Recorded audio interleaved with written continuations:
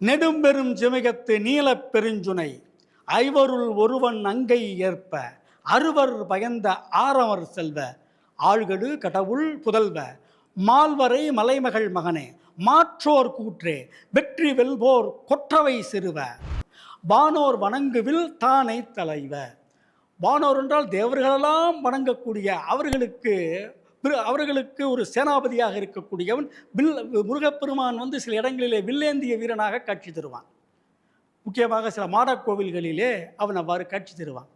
ஆக வில்லையும் ஏந்து கொண்டிருக்கக்கூடிய ஒரு சேனாபதியாக தேவ சேனாபதியாக இருக்கக்கூடியவன் முருகப்பெருமான். ஆழ்கடு கடவுள் புதல்வ. அப்படிப்பட்ட முருகப்பெருமான் யார்? ஆலமரத்தின் கீழ் அமர்ந்து கொண்டு சனகாதி முனிவர்களுக்கெல்லாம் மறைபொருளையும் வேதத்தின் உட்பொருளையும் சொல்லி தன்னை பற்றிய பரம்பொருளாக தான் இருக்கக்கூடிய அந்த நிலையும் எடுத்துரைக்கக்கூடிய அந்த தட்சிணாமூர்த்தியினுடைய ஆள்களு கடவுளாக இருக்கக்கூடிய தட்சிணாமூர்த்தியினுடைய புதல்வன். உலகம் அழியலாம், ஆனால் முருகன் நிலைத்திருப்பான். அப்படிப்பட்ட மரபை சார்ந்தவன் முருகப்பெருமான். நசையுனர்க்கு ஆர்த்தும் இசை பேரால விரும்புவோருக்கு அவர்கள் விரும்பியதை கொடுக்கக்கூடிய ஒரு வள்ளலாக குடைவள்ளலாக இருக்கக்கூடியவன் முருகப்பெருமான். அளந்தோருக்கு அளிக்கும் புலம்பூன் சேய்.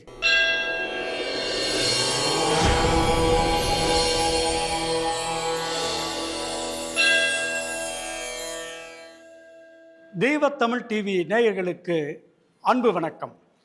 திருமுருகாற்றுப்படையில் டீம் தமிழ் முருகன் என்ற தலைப்பிலான தொடரில் நிறைவு பகுதியை இன்று காண இருக்கிறோம். இந்த நிறைவு பகுதியிலே நிறைவாக முருகப்பெருமானை பற்றிய பல தகவல்களை தந்திருக்கிறார் நக்கீரர். இதற்கு முன்பு வரை தமிழ் கடவுளாகிய முருகன் என்பதை நிரூபித்தார். எவ்விதத்திலே தமிழ் கடவுள் இந்த முருகப்பெருமான் என்பதை சொன்ன அதே நக்கீரர் அவர் தமிழ் கடவுள் மட்டுமல்ல, இந்த பாரதம் முழுவதற்குமான கடவுள், இந்த தரணிக்கே கடவுள் என்பதையும் இதே திருமுருகாற்றுப்படையிலே இந்த நிறைவு பகுதியிலே நிறைவாக பதிவு செய்திருக்கிறார். அது என்ன வரிகள் என்று சொன்னால், முருகன் தமிழ் கடவுள், குறிஞ்சி நில தலைவன், குறிஞ்சி நில கடவுள் சேயோன். அவன் பிறந்த இடம் எது? பாரதத்தின் வடக்கிலே. எவ்வாறு முருகப்பெருமான் நம்மை காப்பாற்றுகிறானோ, ஏமமுறச் செய்கிறானோ, அதே போல் நாம் சேமமுறுவதற்காக அந்த வடக்கிலே நிற்கிறதல்லவா இமயமலை, அந்த இமயமலையிலே பிறந்தவன் என்பதை பதிவு செய்கிறார். மேலும் அவர் யார் என்பதையெல்லாம் மிக அழகாக வர்ணித்திருக்கிறார். முருகன் அதனுடைய பிறப்பை பற்றி காளிதாசர் குமார சம்பவம் என்ற நூலையை எழுதியிருக்கிறார். அது வடமொழியில் தான் இருக்கிறது, சமஸ்கிருதத்தில் தான் இருக்கிறது. மகாபாரதத்திலும் இராமாயணத்திலும் கூட முருகப்பெருமான் இமயமலையில் பிறந்ததை பற்றி மிக அழகாக வர்ணித்திருக்கிறார்கள். சில மாறுபாடுகள் இருக்கும், ஆனால் இவன் இமயமலையில் பிறந்தான். சிவபெருமானுடைய நெற்றிக்கண் சிவபெருமான் இருக்கக்கூடிய இடம் அந்த இமயமலை அல்லவா, கைலாசமலை அல்லவா, அங்கே பிறந்தவன் முருகப்பெருமான். அவன் எவ்வாறு சிவபெருமான் தென்னாடுடைய சிவபெருமான் என்று வர்ணிக்கப்படுகிறாரோ, அதே போல் தமிழ் கடவுள் என்று வர்ணிக்கப்படுகின்ற முருகப்பெருமான் எவ்வாறு பாரத கடவுளாக இருக்கிறான் என்ற வரிகளை இப்போது காணுவோம். நெடும்பெரும் சிமிகத்து நீலப் பெருஞ்சுனை ஐவருள் ஒருவன் அங்கை ஏற்ப அறுவர் பயந்த ஆரவர் செல்வ ஆழ்கடு கடவுள் புதல்வ மால்வரை மலைமகள் மகனே மாற்றோர் கூற்றே வெற்றி வெல்வோர் கொற்றவை சிறுவ இளையணி சிறப்பின் பழையோல் குழவி வானோர் வணங்குவில் தானை தலைவ மாலை மார்ப நூல் அறிபுலவ செருவில் ஒருவ பொறுவிரல் மல்ல அந்தனர் வெறுக்கை அறிந்தோர் சொல்மலை மங்கையர் கனவ மைந்தர் ஏரே வேள்கடு தட்டக்கை சால்வெறும் செல்வ குன்றம் கொன்ற குன்றா கொற்றத்து விண்பொரு நெடுவரை குறிஞ்சி கிழவ பார்புகள் நன்மொழி புலவர் ஏரே அரும்பரல் மரபின் பெரும் பெயர் முருக நசையுனர்க்கு ஆர்த்தும் இசைபேரால அளந்தோர்க்கு அளிக்கும் புலம்பூன் சேஐ மண்டுகமர் கடந்து நின் என்று அடு அகலத்து பரிசிலர் தாங்கும் உருகடு நெடுவேல் பெரியோர் ஏத்தும் பெரும் பெயர் இயவுள் சூர் மெருங்கு அறுத்த மொயம்பின் மதவலி போர்மிகு பொருண குறிசில் எனப்பல யானறி அளவையும் ஏத்தி ஆனாது என்று மிக நீண்ட வர்ணனையை தெரிகிறார். இதன் பொருள் என்ன? நெடும் பெரும் சிமயத்து நீல பைஞ்சுனை. நெடிய பெரிய இமம் என்று சொன்னால் பனி என்று பொருள். இமயத்துக்கு எவ்வாறு பேர் வந்தது? எப்போதும் பனி போர்த்தி இருக்கக்கூடியது, ஆகையால் அதற்கு இமை, அதனால் அதற்கு இமயம் என்று பெயர். அப்படிப்பட்ட இமயமலையிலே நீல நிறம் வாய்ந்திருக்கக்கூடிய சுனையிலே சரவண பொய்கையிலே ஐவருள் ஒருவன் அங்கை ஏற்ப அறுவர் பயந்த ஆரமர் செல்வ. ஐவருள் ஒருவர் என்று சொல்லும் பொழுது 5 பூதங்களும் 5 தேவர்களாக வர்ணிக்கப்படுகிறார்கள் இல்லையா? நிலம், நீர், தீ, வளி, விசும்பு. அதிலே தீ என்று சொல்லக்கூடிய அக்னிக்கு உரிய கடவுள் அக்னி பகவான். சிவபெருமானுடைய நெற்றிக்கண்ணிலிருந்து தோன்றக்கூடிய அந்த அக்னி பிழம்பாகிய முருகப்பெருமானை தாங்கக்கூடிய வல்லமை யாருக்கு இருக்கிறது? அக்னி தேவனுக்கு இருக்கிறது. அவர் அக்னி தேவன் அதை தாங்கி சென்று அந்த சரவணப்பையிலே இருக்கக்கூடிய நீல பைஞ்சுனையில் இருக்கக்கூடிய அந்த சரவணப்பையிலே கொண்டு போய் சேர்க்கிறார். ஆகையால் ஐவருள் ஒருவன் அன்கை ஏற்ப அழகிய கையில் ஏற்றுக்கொண்டு, ஆகையால் முருகனுக்கு அக்னிபுத்திரன் அக்னிபுகு என்ற பெயரும் உண்டு. அவன் கொண்டு போய் எங்கே சேர்க்கிறான்? கங்கை என்னும் ஆற்றிலே சேர்க்கிறான். ஆகையால் முருகனுக்கு காங்கேயன் என்ற பெயரும் இருக்கிறது. இமயமலையில் தோன்றுவதுதான் கங்கை. அங்கே இருக்கக்கூடிய சரவணப்பையில் தோன்றியவன் என்பதால் சரவணன் என்ற பெயரும் உண்டு.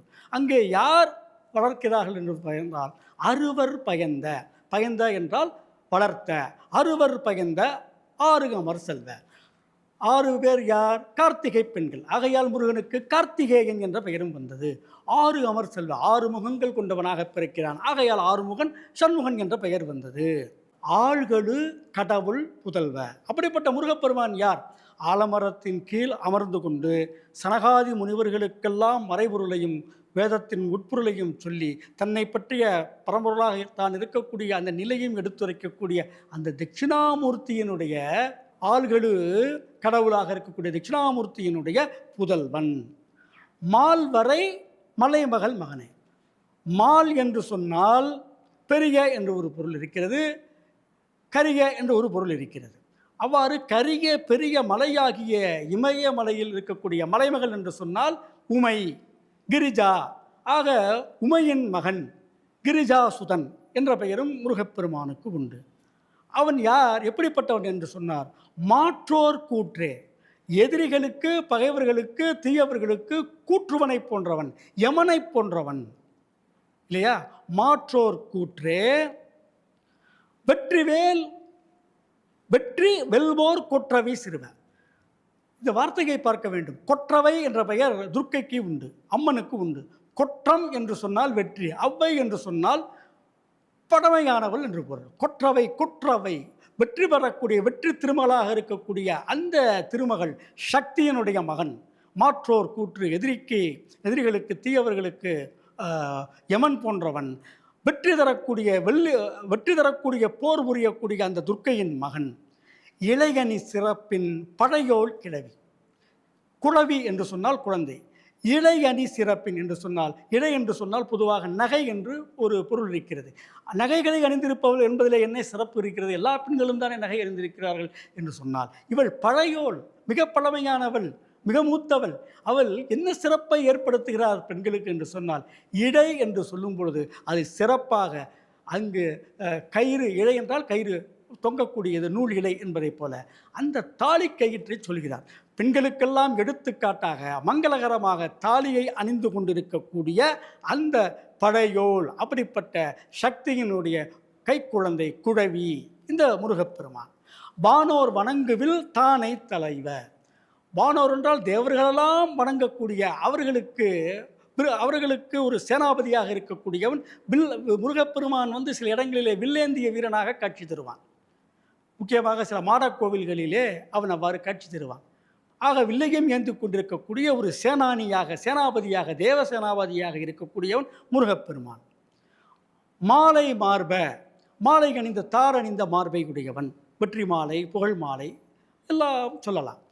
அப்படிப்பட்ட மாலையை அணிந்து கொண்டிருப்பவன். நூல் அறிபுலவ, எல்லா விதமான நூல்களையும் அறிந்த புலவன். ஏனென்றால் அவன் ஞானி. குமரகுருவனாக இருக்கட்டும், அகத்தியராக இருக்கட்டும், நக்கீரராக இருக்கட்டும், அருகிரிநாதராக இருக்கட்டும், இன்னும் பல பேருக்கு ஞானத்தை வழங்கிய புலவன். அவனே தமிழ்ச்சங்கத்திலே ஒரு தலைமை புலவனாக இருந்தவன். நூலறி புலவ. செருவில் ஒருவ, பெருவிரல் மல்ல. செருவில் ஒருவன் என்று சொன்னால் போரிலே ஒருவன் தனித்து இருக்கக்கூடிய ஒருவன், தனியொருவன் தனித்து நிற்கக்கூடிய ஒருவன். பொறு விரல் மல்ல, விரல் என்றால் இளமை, பொருதுவதிலே இளமை பொருந்திய மல்லன். அந்தணர் வெறுக்கை அறிந்தோர் சொல்மலை. வெறுக்கை என்று சொன்னால் செல்வம். அந்தணர்களுக்கு செல்வமாக விளங்கக்கூடியவன், ஆத்ம செல்வமாக, ஞான செல்வமாக விளங்கக்கூடியவன். ஆகையால் சுப்பிரமணியன் என்ற பெயரும் உண்டு. பிரம்மண்யத்தை, பிராமணர்களுடைய தன்மை, அந்த ஞானம் தான் பெற்றுக்கொள்ள வேண்டும், அறிவை தான் பெற வேண்டும், பிறருக்கும் அவர்கள் சொல்லிக் கொடுக்க வேண்டும் என்ற கடமையை நிறைவேற்றுகின்ற அந்த அந்தணர்களை காப்பாற்றுவன். ஆகையால் அந்தணருக்கு வெறுக்கையாக, அவர்களுக்கு ஒரு செல்வமாக இருக்கக்கூடியவன். அறிந்தோர் சொல்மலை. நுட்பமாக விஷயத்தை அறிந்தவர்களெல்லாம் சொல்மலை. அவர்கள் மலை போன்று குவிக்கக்கூடிய சொற்களால் புகழக்கூடியவன், புகழ் நிறைந்தவன். மலை என்றால் உறுதியான சொல் என்றும் பொருள். வெறும் சாதாரண சொற்கள் அல்ல, உறுதியான சொற்களால் புகழ்ந்து பேசக்கூடியவன், பாராட்டப்படக்கூடியவன், பலரால் கவிதைகளாலும் காப்பியங்களாலும் புகழ்ந்து சொல்லக்கூடியவன் முருகப்பெருமான். அடுத்ததாக மங்கையர் கனவ மைந்தர் ஏரே. இங்கே மங்கையர் என்று பன்மையிலே சொல்கிறார். வள்ளி தெய்வானை என்று இரண்டு விதமான பெண்கள். ஒன்று கற்பு திருமணம், இன்னொன்று களவு திருமணம். இந்த தமிழிலே இரண்டு வகையான திருமணங்கள் அங்கீகரிக்கப்பட்டிருக்கின்ற சங்க காலத்திலே. கற்பு திருமணம் என்று சொன்னால் கொடுப்போர் கொடுப்ப, கொள்வோர் கொள்வது. பெண்ணை ஒருவர் கொடுக்க மற்றொரு குடும்பத்தைச் சேர்ந்தவர்கள், உயரிய குடும்பத்தை பெற்றுக்கொள்வார்கள். களவு திருமணம் என்று சொன்னால், களவு என்றால் இங்கே திருட்டு என்ற அர்த்தம் இல்லை, களவு என்றால் ரகசியம் என்று பொருள். அப்போ ரகசிய திருமணம் என்றால் காதல் திருமணம். அந்த இரண்டுமே அங்கீகரிக்கப்பட்டிருக்கின்றன. ஆக கற்பு திருமணத்துக்கு வள்ளி தெய்வானை, காதல் திருமணத்துக்கு வள்ளி என இரண்டையும். இதிலே முருகனுக்கு ஒருத்தி தான் அவருடைய கணவன் என்று சொல்வார்கள். இங்கே மங்கையர் என்று சொல்லும் பொழுது வள்ளி மணாளன் மட்டுமல்ல, தேவசேனை மணாளன் என்பதையும் இங்கே நக்கீரர் பதிவு செய்திருக்கிறார். மைந்தர் ஏரே என்று சொன்னால் அவர் குழந்தை கடவுளாக அவதரித்தவன். சிவபெருமானுடைய அம்சமாக இருந்தாலும் சிவபெருமானுடைய மகனாக வந்தவன். அந்த குழந்தைகளுக்கெல்லாம், மைந்தர்களுக்கெல்லாம் எப்படி இருக்க வேண்டும் என்பதை ஒரு ஏறு என்று சொன்னால் சிங்கக்குட்டி போன்றவன். வேல்களு தட்டக்கை சால்வரும் செல்வ. ஞானமாகிய வேலினை பெற்று விளங்கும் பெருமை பொருந்திய நீண்ட கைகளை உடைய பெருமை பொருந்தியவன் அந்த முருகப்பெருமான். குன்றம் கொன்ற குன்றா கொற்றத்து. முருகப்பெருமானுடைய மற்றொரு சிறப்பு என்ன என்று பார்த்தால், தாரகாசுரன் என்று அசுரன். சில பேர் சூரபத்மன் என்று சொல்வார்கள், ஆனால் இவன் வேறு. சூரபத்மனை இங்கே கடலிலே கொள்கிறார். அவருடைய சகோதரனாக இருக்கக்கூடிய தாரகன் கிரௌஞ்சம் என்ற மலைக்குள்ளே ஒளிந்து கொண்டிருக்கிறார். அவனை வேல் எறிந்து அந்த கிரௌஞ்சத்தை துளைத்து அந்த தாரகனை கொன்றவன், கிரௌஞ்சத்தையும் துளைத்தெடுத்தவன் என்பதால் கிரௌஞ்சாரி என்ற பெயரும் முருகப்பெருமானுக்கு உண்டு. ஆகையால் குன்றம் கொன்றவன், மலையாகி நின்றது அரக்கனையும் கொன்றவன், குன்றம் கொன்றவன். குன்றா கொற்றத்து. கொற்றம் என்றால் வெற்றி. இது குன்றா கொற்றம், எப்பொழுதும் சிறப்பு, குறையாத சிறப்பு. வேற யாரும் இதை விட சிறப்பாக செஞ்சிருக்க முடியாது, அப்படி ஒரு வெற்றி என்று புகழப்படுகிறது. விண்பொரு நடுவரை குறிஞ்சி கிழவ. விண்ணை தொடுகின்ற அளவுக்கு வளர்ந்திருக்கின்ற குறிஞ்சி மலையினுடைய கிழவ என்று சொன்னால் உரிமையாளனே, தலைவனே. பலர்புகள் நன்முனி புலவரியரே.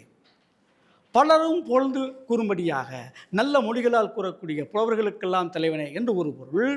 முருகப்பெருமானே பல மொழிகளையும் அறிந்தவன். அவன் தமிழ் மொழியும் மட்டுமல்ல, பல மொழிகளும் அறிந்தவன். அப்படிப்பட்ட அதிலே இருக்கக்கூடிய எல்லா விதமான நூல்களையும் அறிந்திருக்கக்கூடிய ஒரு புலவன் என்று சொல்கிறார். உலகில் உள்ள எல்லா மொழிகளிலும் நூல் ஏற்றும் புலவர்களுக்கெல்லாம் தலைவனாக விளங்குபவன். முருகன் அருள் பெற்றால் போரும் அந்தந்த மொழிகளில் பாடலுக்கு ஏற்ற ஆரம்பித்து விடலாம், நூல் எழுத ஆரம்பித்து விடலாம். அப்படிப்பட்ட ஒரு தலைவன். அரும்பெறல் மரபின் பெரும் பெயர் முருக. அருமையும் பெருமையும் வாய்ந்த மரபில் வந்த சிறப்பு வாய்ந்த பெயரை உடையவன் முருகன். இந்த அருமையும் பெருமையும் பெற்ற சிவபெருமானுடைய வழிவந்தவன் என்பது மட்டுமல்ல, ஊழி தோன்றி தோன்றி உலகம் அழியும் பொழுதும் மீண்டும் மீண்டும் தோன்றுகிறது அல்லவா, அவ்வாறு தோன்றும் போதெல்லாம் முருகப்பெருமானை தொடக்கமாக கொண்டு இந்த உலகம் தோன்றுகிறது என்பதைத்தான். அது மரபு. மீண்டும் மீண்டும் தோன்றுகிறார். அரும்பெறல் மரபின் பெரும் பெயர் முருக என்று நிலைத்திருக்கக்கூடிய பெயர் படைத்தவன் அந்த முருகப்பெருமான். உலகம் அழியலாம், ஆனால் முருகன் நிலைத்திருப்பான். அப்படிப்பட்ட மரபை சார்ந்தவன் முருகப்பெருமான். நசையுனருக்கு ஆர்த்தும் இசை பெயரால். விரும்புவோருக்கு அவர்கள் விரும்பியதை கொடுக்கக்கூடிய ஒரு வள்ளலாக, குடைவள்ளலாக இருக்கக்கூடியவன் முருகப்பெருமான். அளந்தோருக்கு அளிக்கும் புலம்பூன் சேய். வறுமைகள் வாடுபவர்கள் தன்னை நாடி வரும்போது அவர்களுக்கு கொடுப்பதற்காகவே பொன் நகைகளை அணிந்திருப்பவன். அப்படிப்பட்ட வள்ளல் முருகப்பெருமான். மண்டுகமர் கடந்தனின் வென்றுகாடு அகலத்து பரிசிலர் தாங்கும் முருகலின் நடுவேல். அந்த காலத்திலே போர் புரிகின்ற மன்னர்கள் தாங்கள் வெற்றி பெற்ற அந்த செல்வங்களை எல்லாம் வாரி வாரி தனது குடிமக்களுக்கு வழங்குவார்களாம். அதை போல தன்னிடம் இருக்கக்கூடிய எல்லா செல்வத்தையும் தன்னை அண்டி நிற்கக்கூடிய வந்து நிற்கக்கூடிய பக்தர்களுக்கு வழங்கக்கூடியவன் முருகப்பெருமான். பெரியோர் ஏத்தும் பெரும் பெயர் இயவுள். பெரியோர் என்று சொன்னால் முனிவர்கள், தேவர்கள், அப்படிப்பட்ட பெரியோர்கள் எல்லாம் ஏத்துகின்ற பெரிய கடவுள், இயக்கமாக இருக்கக்கூடிய கடவுள். சூர் மருங்கு அறுத்த மொயம்பின் மதவழி. சூர் என்று சொன்னால் சூரபத்மனை, மருங்கு என்று சொன்னால் பூண்டோடு புல் போன்று வேரோடு அழித்து அவருடைய சார்பு எதுவும் இல்லாமல் அழித்த மதவெளி என்று சொன்னால் அந்த மிகுதியான வலிமை படைத்தவன் முருகப்பெருமான். இன்னும் அவனுக்கு என்னென்ன பெருமைகள் இருக்கிறது? போர்மிகு பொருண குறிசில். மிகுந்த போர்களை ஈடுபட்ட பெருவீரன் பொருணன். குறிசில் எல்லாவற்றுக்கும் தலைவன், ஒரு ஈடு இணையற்ற தலைவன் குறிசில். என பல யான் அறி அளவியின் ஏத்தி ஆனாது. இப்போ சொல்கிறாரு நக்கீரர், நீ போய் முருகப்பெருமானை காணும்போது ஒரு கோயிலில் போய் பார்க்கிறீ இல்லையா, அப்போது நான் இப்படிலாம் வர்ணித்தேன் பார்த்தியா, இதை என பல யான் அறி அளவி, எனக்கு தெரிஞ்சா நான் சொல்லிட்டேன், இதையெல்லாம் சொல்லி இதெல்லாம் போதாது, ஆனாது என்ன பண்ணணும்? அவர் காலடியில் விழுந்து நமஸ்கரித்து விடு. ஆனாது அதோடு நில்லாமல் அவர் விழுந்து வணங்குவாயாக. அவ்வாறு விழுந்து வணங்கினால் இன்னொரு வார்த்தையும் சொல்லணுங்கிறார். என்ன சொல்லணும்? நின் அளந்து அறிதல் மண் உயிர்க்கு அருமையின் நின் அடி உள்ளி வந்தனன். ஐயா, உன்னுடைய பெருமைகளெல்லாம் அளந்து சொல்வதற்கு என்னை போன்ற மனித உயிர்களுக்கு முடியாது. அது அருமையான விஷயம், அது பெரிய விஷயம். ஆகையால் நின்னடி, உன் திருவடியை, உன் திருவடி தாமரையை உள்ளே மனதில் நினைத்து வந்து உன் காலடியில் விழுந்து கிடக்கிறேன் என்று சொல்லி வணங்கு. அப்படி சொன்னால் அந்த முருகப்பெருமான் என்ன செய்வார் தெரியுமா? என்ன செய்வார்? அஞ்சல் ஓம்புமதி அறிவல் நின்வரவு என் அன்புடை நல்மொழி அழகி விழிவுகின்று இருள் நிற முன்னீர் வழகிய உலகத்து ஒரு நீ ஆக தோன்ற விடுமிய பெறல் அரும் பரிசில் நல்குமதி. அஞ்சல் ஓம்புமதி. ஐயா, பயப்படாதே, நான் இருக்கிறேன். அஞ்சல் ஓம்புமதி, பயத்தை கைவிடு, அஞ்சுதலை கைவிடு. அறிவல் நின் வரவு, நீ என்னை தேடி வருவேன்ட்டு நான் முன்னாடியே தெரியும் எனக்கு. அறிவல் நின் வரவு என அன்புடை நல்மொழி அழகி. அப்படி நமக்கு அன்பு நிறைந்த அவருடைய வார்த்தைகளை சொல்லி அதோடு நின்று விடாமல் இருள் நிற முன்னீர். இருள் என்றால் கருநிறமாக இருக்கக்கூடிய முன்னீர் என்று சொன்னால் கடலுக்கு ஒரு பெயர் முன்னீர். மழை நீர், ஆற்று நீர், ஊற்று நீர் ஆகிய மூன்றும் சேருகின்ற நீர். ஆகையால் கடலுக்கு முன்னீர் என்று பெயர். அப்படிப்பட்ட இருள் நிறைந்திருக்கக்கூடிய இந்த கடல் நீர் தான் உலகத்தை சுற்றி இருக்கிறது. அதற்கு நடுவே தான் உலகம் இருக்கிறது. அப்படிப்பட்ட முன்னீரால் கடலால் வளைக்கப்பட்ட இந்த உலகத்திலே ஒரு நீ ஆக, நீ ஒருத்தன் தனித்துவமாக விளங்கும்படியாக செய்து, அது மட்டுமல்ல விடுமிய பேரலரும் பரிசில், இந்த இகலோகத்தில் உனக்கு சிறப்பாக வாழக்கூடிய எல்லா வசதிகளையும் கொடுத்து எல்லா விதமான அருள்களையும் செய்து பிறர்க்கு கிடைக்காத, மற்றவர்களெல்லாம் கிடைக்காதா என்று ஏங்கக்கூடிய மிகப்பெரிய பரிசு எது? முக்தி. அதையும் நல்குமதி, அதையும் தந்து விடுவேன் என்று உறுதியளிக்கிறாராம் முருகப்பெருமான். இப்படிப்பட்ட முருகப்பெருமானை, அந்த முருகப்பெருமானை போய் வணங்குங்கள் என்று சங்கத்தமிழிலேயே கூறப்பட்ட ஒரு சிறப்புடையது திருமுருகாற்றுப்படை. சங்கத்தமிழின் சிறப்பு காதலும் வீரமும் கொடையும். இந்த மூன்றையும் முருகப்பெருமானிடம் இருக்கக்கூடியதை வர்ணித்திருக்கிறார் நக்கீரர். அதற்கு மட்டுமல்ல, கற்பு மனம் களவு மனம் என்பது தமிழர் பழந்தமிழர் பண்பாடு, அதையும் விளக்கியிருக்கிறார் மங்கையர் கனவ என்ற சொல்லின் மூலம். இவ்வாறு இருக்கக்கூடிய அந்த முருகப்பெருமானை நாம் வணங்கி வாழ்விலே கடை தேர வேண்டும்.